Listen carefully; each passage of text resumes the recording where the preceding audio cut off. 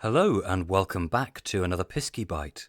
Shorter episodes where we explore some of the folklore, history and legends from across Devon and Cornwall.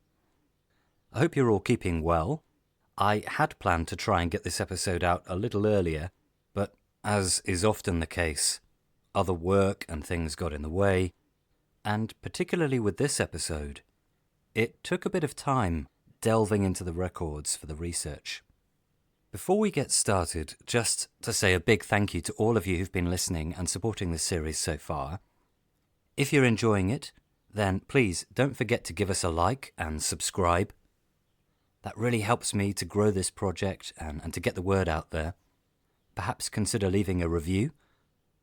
You can also get in touch by emailing me at thepiskietrap@gmail.com. If you can, and you'd like to support the series further, allowing me to keep researching and keep this project going, then please check out my Patreon page at patreon.com/thepiskietrap. Okay then, let's crack straight on with it.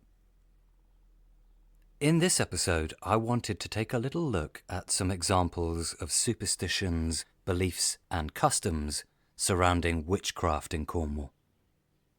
Now, I know that the term witchcraft is a tricky one, and there's countless books and papers that have been written on the subject. There's even some brilliant books out there focusing on Cornwall as well.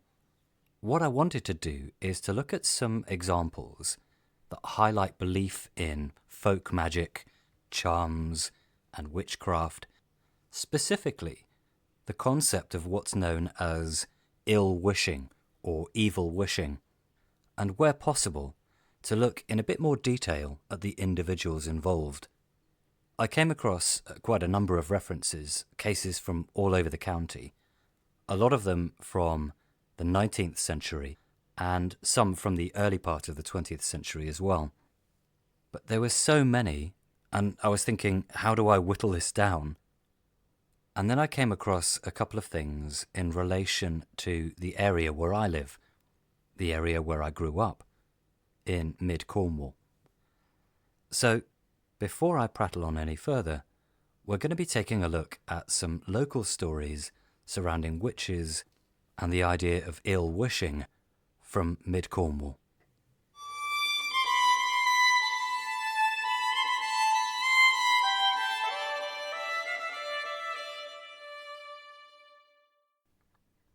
Kelvin Jones, who's written a number of books exploring Cornish witchcraft, writes, "Those who practiced witchcraft in the early to late 19th century were divided into different categories according to the special knowledge or skills they possessed.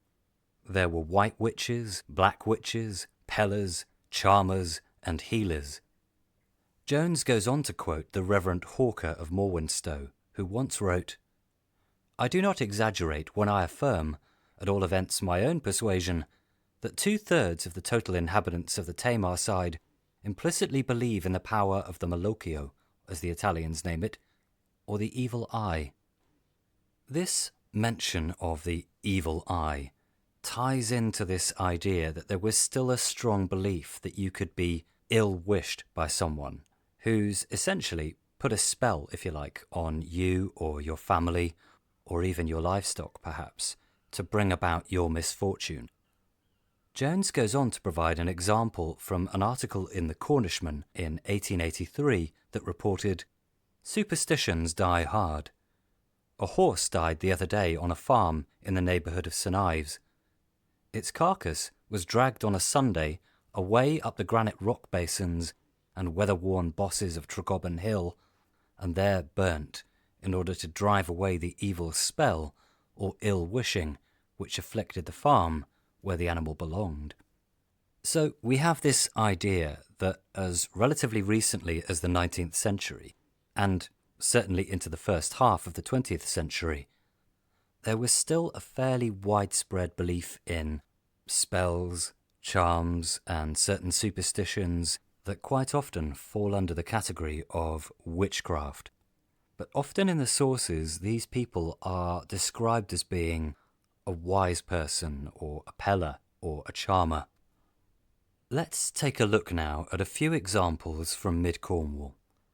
And I should say at the outset that some of the articles and accounts use language and terminology that's very much, it's of its time, shall we say. The North Devon Journal, dated the 22nd of January 1880, had an article entitled "Death of a Reputed Cornish Witch." An extraordinary but well-authenticated instance of belief in witchcraft comes from St Blaise, Cornwall. A woman named Keem, who died the other day, was believed by her neighbours to be a witch, and great difficulty was experienced in getting anyone to bear her to her last resting place. It was feared, in fact, that the funeral would have to be postponed.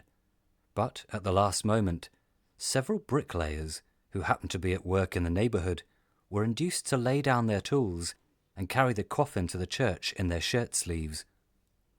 After the service, a like difficulty was experienced in getting the coffin to the grave, and that duty had, at length, to be done in a very irregular way. The decease of the witch, it is said, has apparently lifted a weight from the minds of many weak persons, one cripple asserting that he shall now recover, and should never have been a cripple had she not ill-wished him. This is a fascinating little record that I actually encountered when I was doing some research on something else, but I had to look into it a bit further.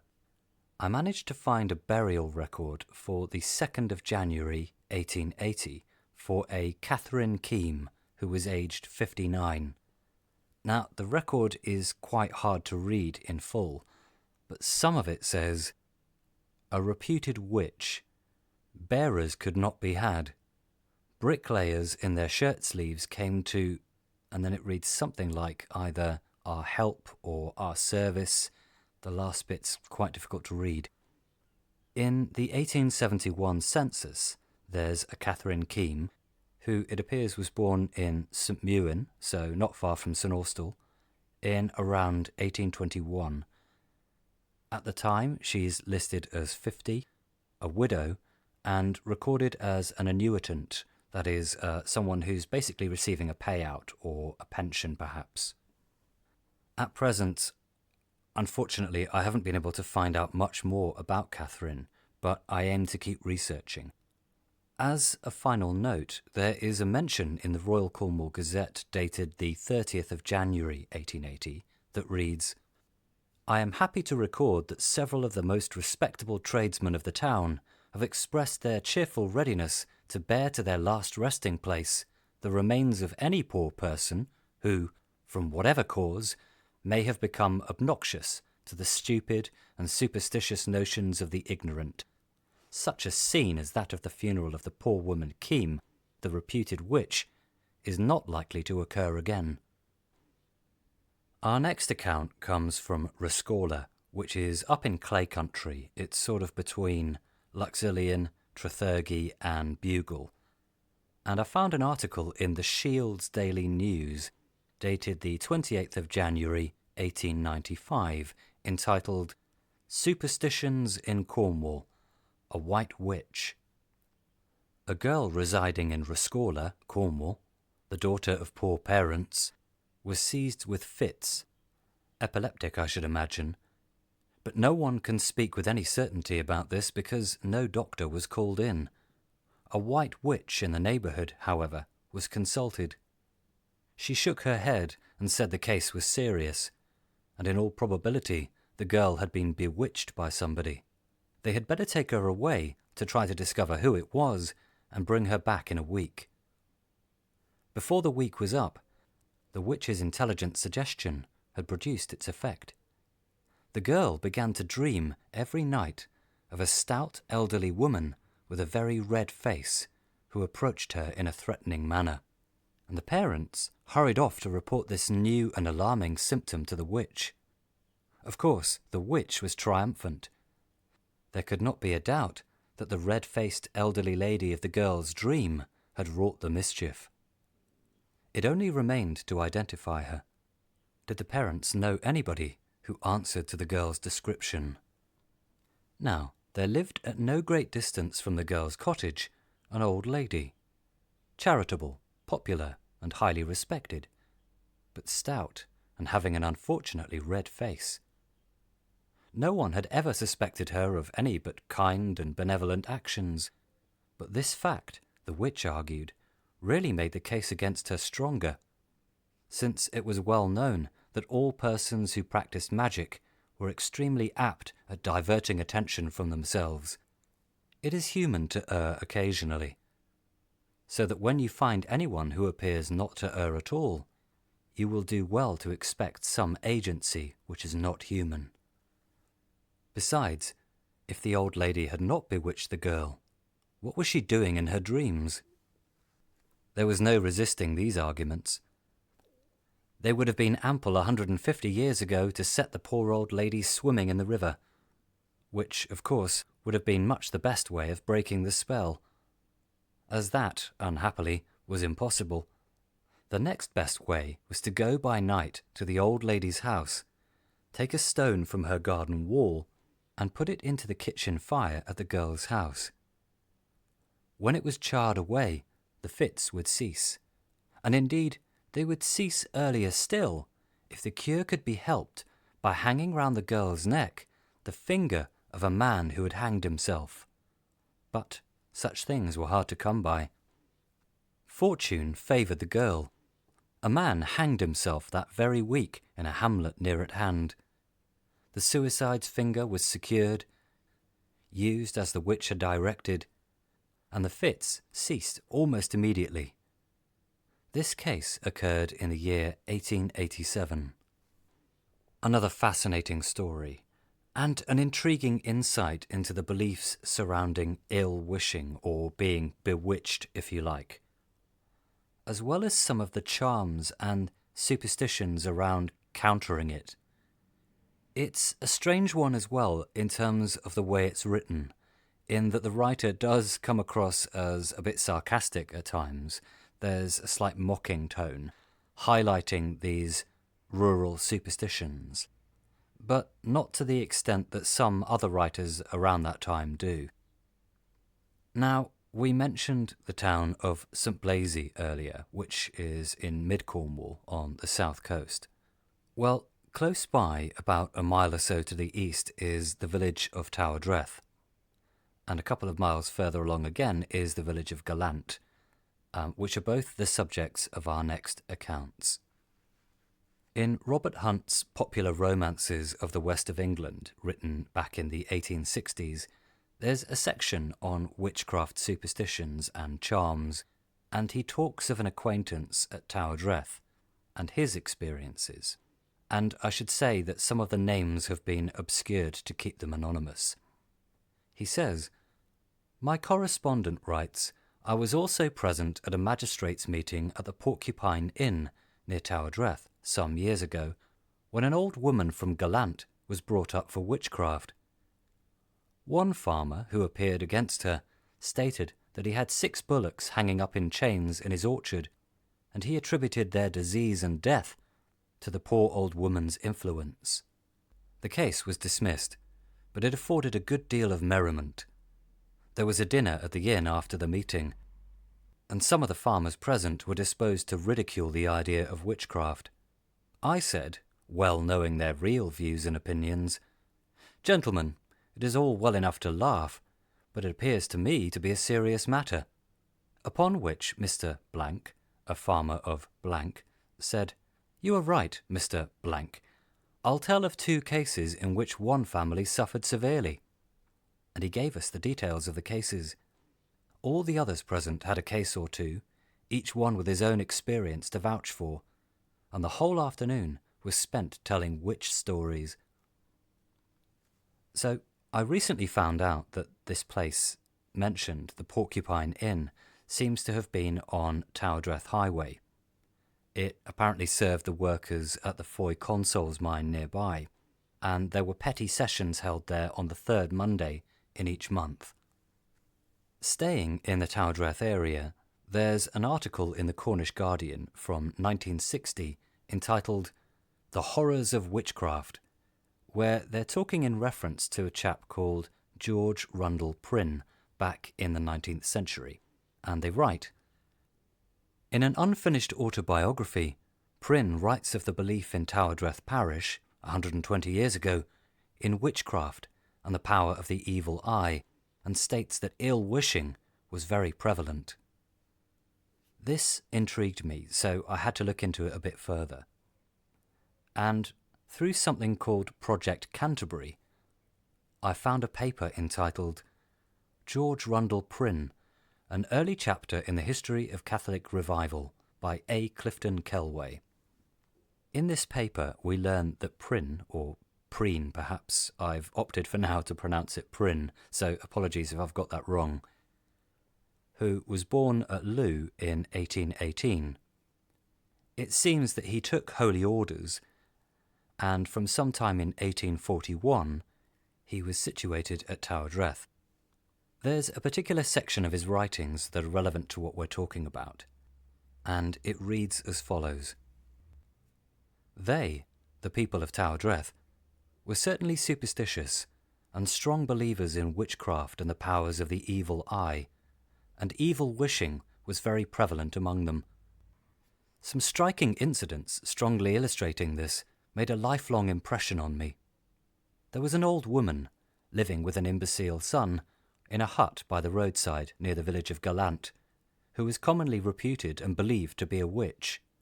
There was a good deal of excitement and talk about her and her doings in the neighbourhood, and her hut was said to be quite unfit for human habitation. My vicar, who was a local magistrate, accompanied by some others, went to see if this report was correct, and found it was but too true, and the poor old woman was removed to clean, tidy rooms in the village of Gallant. I went to visit this reputed witch in her new abode, and found a decrepit old woman, very helpless and off her head, and not over happy in her new quarters. The peculiarity of her previous abode, the unaccountable way in which she managed to pick up her living, were, I think, the only grounds which first fixed suspicion upon her. And then, when people called after her and persecuted her, I have no doubt that in her half-crazed anger she uttered a good many evil wishes and very excited words against her tormentors. I find this really interesting in that you do get a sense of compassion here for an elderly woman who's become isolated from the community, and Prynne speculating that the way in which she's living on the fringes of Gallant and the circumstances in which she's living has resulted in suspicion and superstition falling upon her. Now, I have to wonder if this supposed witch in Gallant may be the same person who was called up to the petty sessions at the Porcupine Inn because of this alleged ill-wishing of the cattle. It's just a theory, but it seems possible, as Gallant's, well, it's quite a small place. Prynne then continues straight on from that to talk in detail about another case. He says, "But the excitement caused by the supposed witchery of this old woman was as nothing compared to what was soon afterwards raised in the village of Tywardreath itself. One day, a young man was brought home from the mine on a stretcher, dead. He had been killed by an accident. Not a very rare occurrence amongst miners, but on this occasion, the villagers were in a high state of excitement. They declared that the young man had been evil-wished by a witch called Jenny Broad, living in the village, who they averred had had words with him that very morning and had wished he might be brought home dead. I knew Jenny Broad well. I had chatted with her by her fireside, and she evidently liked my visits, for no other reason that I know of except that I suppose I conversed with her naturally. She was about 50 years of age, a woman of strong character and strong feelings, and of intellectual capacity certainly above the average of her neighbours. I cannot think how it was that the suspicion of being a witch was fixed on her, as she had neither a hooked nose nor a humped back, but was a clean, well-grown and respectable-looking woman. I did my best to allay the storm that raged against her, but in vain. A fresh incident occurred that added fuel to the excitement. A miner was suddenly taken ill, and as the cause of his illness was not known, poor Jenny was accused of having laid a spell upon him and his family, and the neighbours said he could not recover until the spell was removed. The only question was how this difficult job was to be effected. The sapient decision arrived at by the experts was that this could only be done by a white wizard. It was ascertained that there was one living at Mevagissey, and he was promptly sent for. His arrival caused a great sensation. I was visiting the sick man as a matter of duty, and found the white wizard in the room. He was a small, wizened-looking old man, and as I regarded him as a miserable impostor, our interview was not of an amicable character. Of course, I did my best to persuade the sick man and his family of their sin and folly, but I fear I was not very successful in shaking their belief in witchcraft and its proper antidote. The excitement was so great as to put the village in a regular uproar. A special meeting of magistrates was called, and the white wizard was taken into custody and brought before them. The largest room in the principal village inn was crammed with an excited crowd. I was present, and I only regret that I did not take notes of one of the most extraordinary examinations I ever attended. The upshot was that the white wizard was bound over to keep the peace and was ordered out of the village. Several persons were examined in connection with the matter, but on what grounds I do not remember. One thing, however, was elicited from one of the persons examined which could not fail to stamp itself sharply upon my memory. It was the receipt for becoming a black witch. The process related was so shockingly wicked, involving such a terrible profanation of the Blessed Sacrament, that I shrink from recording it. Certainly, if anything could utterly harden the heart, kill conscience, and transfer the will to the keeping of Satan, it would be difficult to imagine any process more likely to affect these objects. Well, what to say about that? It's quite a detailed account, which, so far in my research, is quite rare. You get a real sense from Prynne's perspective that there was still a fair amount of belief and superstition surrounding this concept of ill-wishing and witchcraft. The bringing in of this white wizard from Mevagissey and the meeting of the magistrates to investigate this, and ultimately the decision that the guy should leave the village, does that reflect a change in attitudes? Especially from the ones with influence, the ones making the decisions? Or was it simply, this was going to cause way too much trouble, too much fuss and debate, it's best if he just leaves? You also have to wonder how much influence Prynne himself had as well. I tried to find out a bit more about Jenny Broad, and I have found a record in the 1871 census of a Jennifer Broad, who was then living in Gallant. Her age then is given as 77, which would have made her around 47 at the time Prynne was writing about. It says that she's a widow, and she appears to be living with a family by the name of Meagher. It tells us that she was born in Llanlivery in 1794 or thereabouts. Going back a bit further, I've found a marriage record, again at Gallant, on the 26th of June 1826 for a Jennifer Roos or Roos, who married a John Broad. Now, what's interesting is that on the same day, a William Broad married a woman by the name of Mary Meagher. So, assuming that William may well have been John's brother, Mary is then Jenny's sister-in-law. It might well explain why Jenny is living with the Meaghers in later life. I'm afraid that's all I have so far, but again, I aim to keep researching. So if I find out any more about Jenny Broad or about Katherine Keem, I will keep you updated. If you're a local historian, a researcher, or a folklorist, and you've found out things relating to these stories that I haven't discovered yet, then please feel free to drop me an email and get in touch. It'd be great to hear from you. In the meantime, that's it for this episode. I hope you've enjoyed it. I hope you found it interesting. We will be coming back to this subject, looking at other cases surrounding witches, pellers, charmers from other places around Cornwall in the future.